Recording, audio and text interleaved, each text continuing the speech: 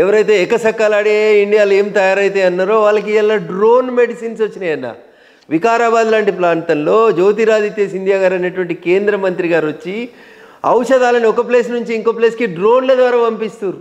ఇప్పటికీ ఈ దేశంలో చూస్తాం, మనం ఒక ఆడబిడ్డ డెలివరీకి ఉంటే రోడ్డు లేదని, అంబులెన్స్ లేదని, కట్టెకు 4 బట్టలు కట్టి ఎత్తుకొని వచ్చేటువంటి స్థితి నుంచి అట్లాంటి ప్రాంతాలకి మెడిసిన్ పంపడానికి డ్రోన్ వ్యవస్థను ఉపయోగించేదాకా ఈ దేశం యొక్క అంకురాలు. అంటే డ్రోన్ వెళ్ళి మెడిసిన్స్ ఇచ్చేస్తుంది. మీరు వికారాబాద్లో పోయిన ప్రభుత్వంలో నరేంద్ర మోడీ గారు రెండోసారి ప్రధానమంత్రిగా ఉన్నప్పుడు, నేను దుబ్బాక ఎమ్మెల్యేగా ఉన్నప్పుడు, టీఆర్ఎస్ ప్రభుత్వం ఈ రాష్ట్రంలో అధికారంలో ఉన్నప్పుడు అధికారికంగా ఈ దేశంలో వికారాబాద్ ప్రాంతంలో జ్యోతిరాదిత్య సింధియా అనేటువంటి అప్పటి సివిల్ ఏవియేషన్ మినిస్టర్ వచ్చి ప్రారంభించిపోయిన స్కీమ్.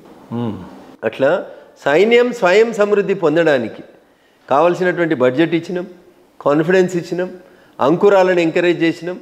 ఇతర దేశాలలో మనకంటే మెరుగ్గా ఉన్నటువంటి పరికరాలను కూడా తీసుకొచ్చుకోవడానికి, ఆయుధాలను కొనుక్కోవడానికి కూడా మనం ఎక్కడ S-400 అప్పుడు కానీ, రఫేల్ అప్పుడైతే ఇంకా మాట్లాడుతూనే ఉంటారు. రఫేల్ కుంభకోణం అని మాట్లాడేటువంటి మూర్ఖులు ఉన్నారు ఈ దేశంలో.